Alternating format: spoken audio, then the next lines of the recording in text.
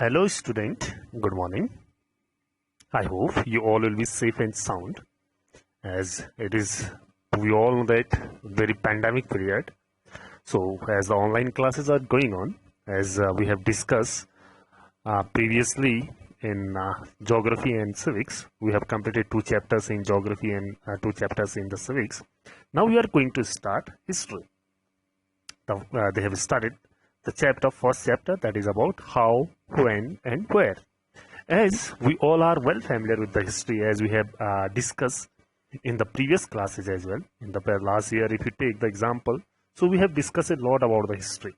So as we all know that history begins with how, when and where. So what they have given in this one, let's have a discussion over it. How important are dates? That means to say that whatever the dates, whatever the things have been given in the history, how much important these are for us. There was a time when historians were fascinated with dates. There was a time, means there was a time, okay, when the historians who used to study about the past, these historians, they were fascinated with the dates. They were charmed, they were fascinated with the dates. Okay, they were heated debates about the dates on which rulers were crowned or battles were fought. These all the historians, they went for the debates, they went for the discussion about the dates. Dates, these were related to when the rulers were crowned in their kingdom, and as well as when the battles were just fought by these rulers. In the common sense notion, history was, that is synonymous with dates. So in the common sense, they told the history was, that is synonymous with dates. Synonymous means similar with the dates. It is like the same with the dates. You may have heard people say, I find history boring because it is all about memorizing dates. Is such a conception true? Whatever the perception, whatever the notion, whatever the view they have given here, is that true? No, obviously not. That is the history, about the history. History is certainly about changes that occurs over time. So mainly whatever the changes that occurs over the time. So this is mainly about whatever the changes that occurs, that is about the history. It is about finding out how things were in the past and how things have changed. In the history, mainly, we will come to know about how the things were in the past and how these things have been changed over a particular period of time. Okay, then as soon as we compare the past with the present, we refer to time. As you all know that if we are comparing the past with the present, definitely it tells us about the time, the past time and the present time. We talk of before and after. So oftenly we used to talk for the past, that is before, and after this one, over a period of time, whatever the changes that occurs in the society, that we just talk and we just prefer, that is after. Okay, then living in the world, we do not always ask historical question about what we see around us. As living in this one world, we do not always ask about the historical questions. We do not always raise the question about the history. It was about what we see around us. We take things for granted as if what we see has always been in the world we inhabited. Mean to say, in the world where we are living, where we have made our settlement, where we are inhabiting.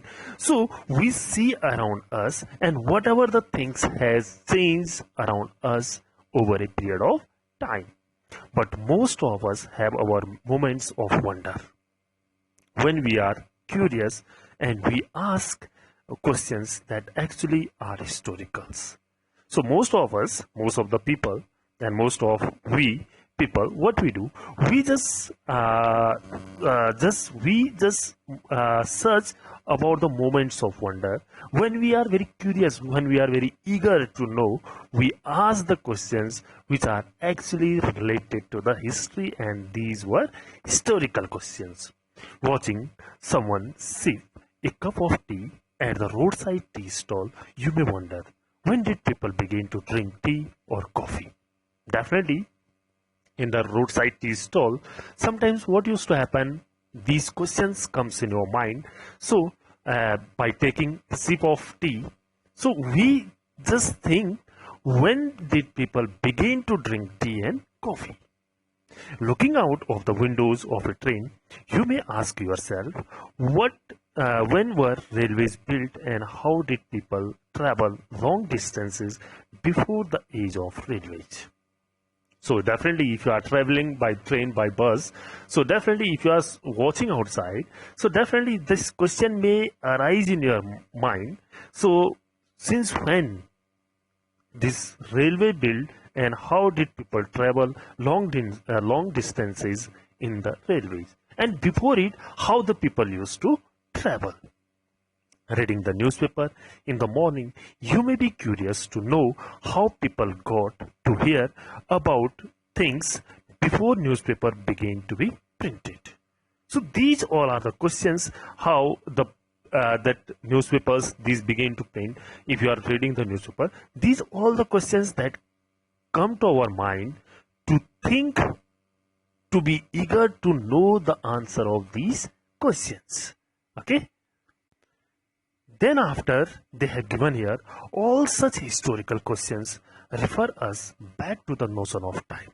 So whatever the above questions, whatever our eagerness to know about the things, so these all the historical questions, they refer us to back to the notion of time, back to the views and back to the over the period of time.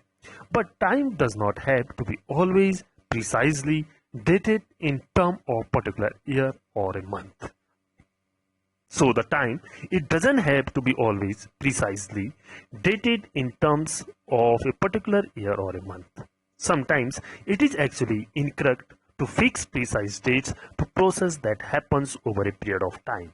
Mean to say that we can't precise the date. We can't tell the particular date on the fixed date this thing happened and this thing have been invented like this. So what used to happen? So actually these dates we can't fix date.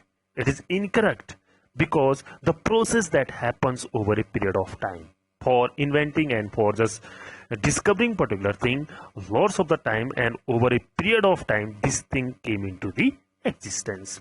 People in India did not begin drinking tea on a fine day. They developed a taste for it over a period of time. So here they have given one example about the India.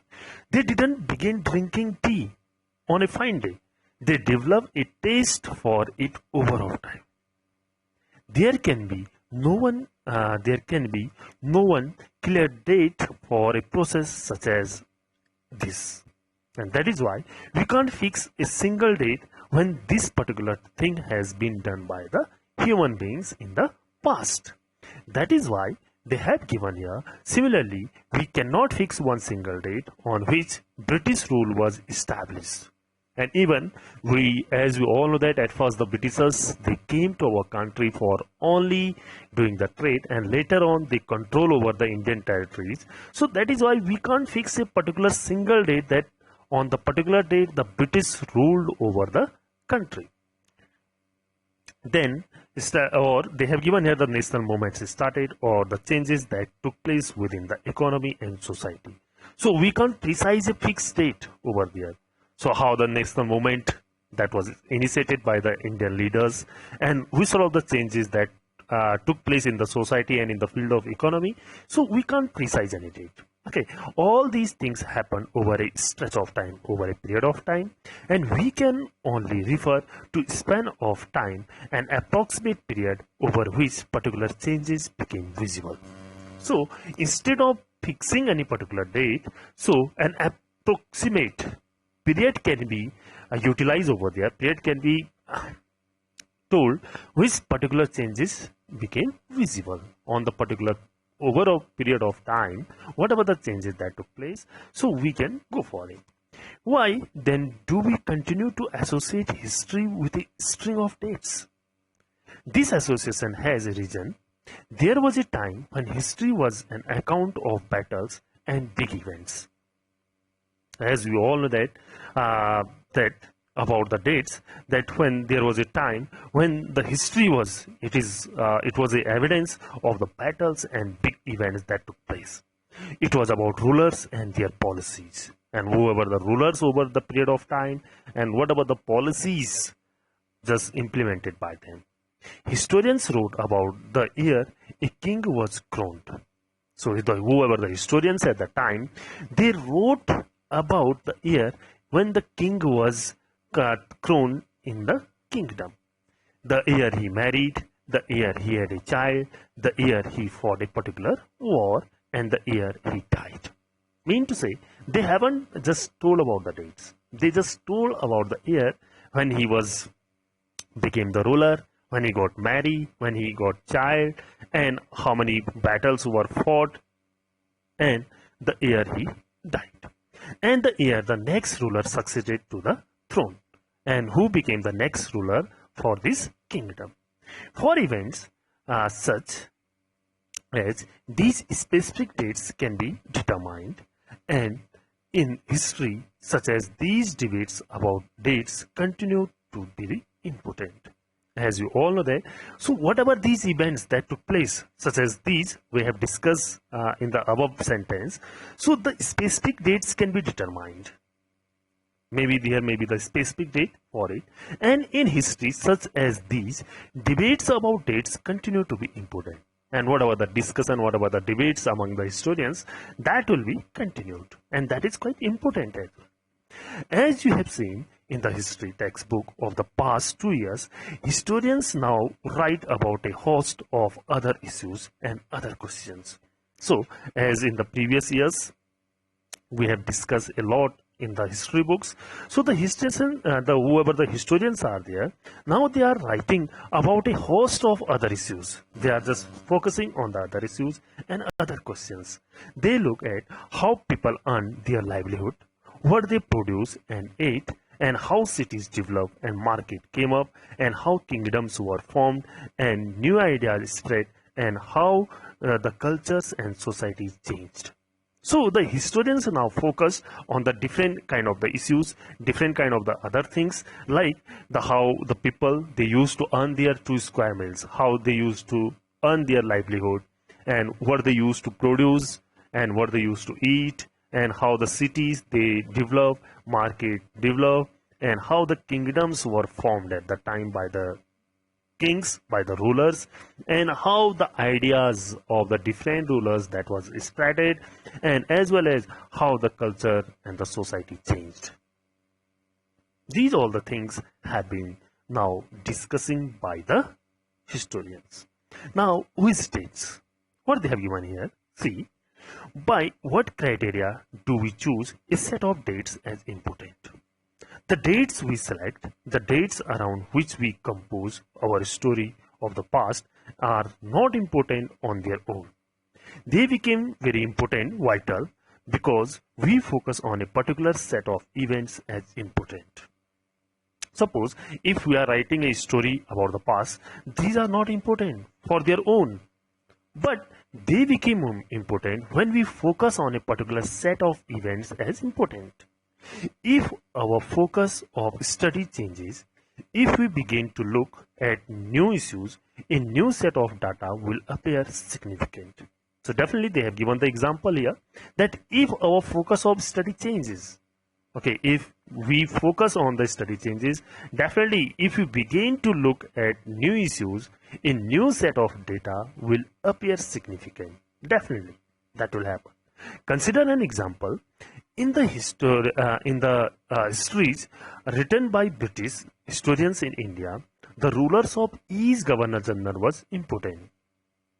So here they have given, if we are comparing for the examples, in the history written by the British historians, whoever the British historians at that time in India, so the rule of each governor general was important. Whoever the governor general or viceroys who ruled over our country, so their time period, their rule, that was quite important. These histories begin with the rule of the first governor general, Warren Hastings, and ended with the last viceroy, Lord Mountbatten. So if you go through and you might have gone through in the previous classes, as well as you will come to know in this one chapter. So the first Governor General, that is Warren Hastings. So what the British historians wrote, they wrote about the first Governor General Warren Hastings to the last Governor General till 1947, that is last Viceroy or Governor General, that is Lord Mountbatten. In separate chapters, we read about the deeds of others, like Hastings, Wellesley, Bentinck, Dalhousie, Canning, Lawrence, Lytton, Ripon, Curzon, Harding, Evelyn. These all are the Governor General or Viceroys who rule in the different period of time in our country. It was a seemingly never-ending succession of Governor General and Viceroys. So if you read these names of the Governor Generals or Viceroys, so it is just feeling by ourselves, never-ending succession of Governor Generals and Viceroy. All the dates in these history books were linked to these personalities, to their activities, policies, and achievements. And whatever these Governor General or Viceroys who ruled over our country, so all the things were written in the books which were linked with their personalities, whatever the activities, whatever the policies, and whatever their achievements, whatever the things had been initiated by them in the country. It was as if there was nothing outside their lives that was important for us to know. That means to say, it was as if there was nothing outside their lives, so that was important for us to know. The chronology of their lives marked the different chapters of the history of British India. So they have given here, that is about their lives that mark the different chapters of history of British India, because they have ruled over our country and we know which of the things have been done by them by reading the history books. Can we not write about the history of this period in a different way? How do we focus on the activities of different groups and classes in Indian society within the format of this history of Governor Generals? So here, two questions they have asked. That is, can we not write about the history of this period in different way? How do we focus on the activities of different groups and classes in India society with the format of the history of Governor Generals? So after this one, they have also explained downside. What they have given, see, when we write history or a story, we divide it into the chapters. Definitely, if we are writing something or writing history or a story, we make the different parts. Okay, why do we do this? Why we people do this? This thing has been given. It is to give each chapter some, that is, coherence. Okay, if you are going to write like this, so it is giving some of the important things to us. It is to tell a story in the way that makes some sense and can be followed. And it is to tell a story in that way that makes the sense and can be followed. Okay, which makes a particular sense or particular period of time you are writing the story or telling a story. So it makes a particular sense for us and it can be followed. In the process, we focus mainly, they have given here, that in the process we focus only on those events that help us to give shape to the story we are telling. So mainly, whenever we are writing these all the things, we just focus on the particular thing which is mainly give a shape to help us to know about the particular thing. In the histories that revolve around the life of British Governor Generals, the activities of Indians simply do not fit. They have no space. So here they have given, if we just go for in the histories that revolve around the British Governor General, because they have ruled, they have control over the country. So we just go for the history and the life of the British Governor General and whatever the activities has been done by them. So we just go for it. And here we do not know about what in the Indian society happened, and because there was no space for them. What then do we do? Clearly, we need another format for our history. This would mean that the old dates will no longer have the significance that earlier they had. Whatever the old dates are there, whatever their importance is there, if the new dates will be there, so they would not have the more significance, more important as they were having earlier. A new set of dates will become more important for us to know. So the new dates that will become more important for us. Now, how do we periodize? Means in the different periods, how we can just categorize the history. In 1817, quite important for you, in 1817, James Mill, a Scottish economist, a person who belonged from the Scotland, he was an economist and as well as the political philosopher, published a massive 3-volume books, 3 parts of the work. Okay, that book name A History of British India. He wrote this book in the 3 volumes, A History of British India. This book was written by the James Mill in the year of 1817. In this, he divided Indian history into 3 periods. He divided the Indian history into 3 periods, that is Hindu, Muslim and British. This periodization came to be widely accepted, and whatever the periodization, whatever the partition has been done by him, he divided the Indian history into 3 volumes, that is Hindu, Muslim and British. So it has been widely accepted by the philosophers. Can you think of any problem with this way of looking at Indian history? Why do we try and divide history into different periods? The answer has been given. We do so in an attempt to capture the characteristics of the time. To attempt to capture, to write down the specific characteristics of a particular time in its central feature as they appear to us. So the term through which we periodize, that is demarcate the difference between periods, became important. To tell about the difference between the different period of time. So it become quite important. That is why we go for the periodizing of the things. They reflect our ideas about the past and they show how we see the significance of the changes from one period to the next. And whatever the periodization is being done, so it reflects the ideas of the particular philosopher about the past, and it also just tells us about the significance, about the importance of the changes from one period to the other period. Mill thought that all Asian societies were at a lower level of civilization than Europe. So James Mill, they are talking here about the James Mill, who was a famous Scottish economist and political philosopher. So he thought that whatever the Asian societies means of whatever the countries at that time in the Asian continents, their societies were at a lower level of civilization. They were uncivilized compared to the European continent countries.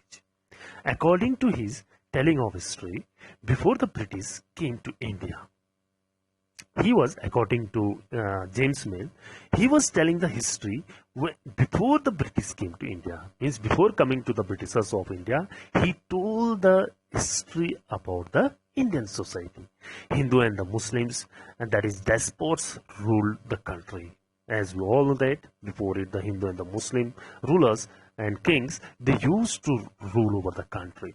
Religious intolerance, caste taboos and superstitious practices dominated social lives. So as we all know that these all the things were followed in the Indian society at the time, that is religiously, the intolerance, the caste system was there, as well as the blind faith, that is superstitious practices. These all the things were just followed, and these all the things were in the Indian societies.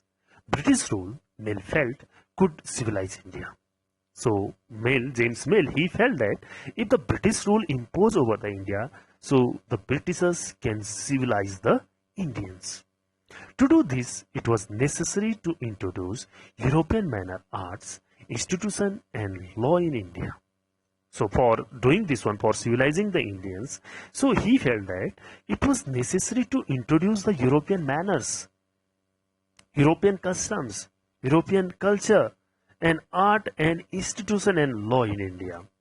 And Mill in fact suggested that the British should conquer all the territories in India to ensure the enlightenment and happiness of the Indian people. Even the James Mill, he just suggested that the British should conquer, the British should get victory over all the territories, all the parts of our country to make sure the enlightenment and happiness of the Indian people.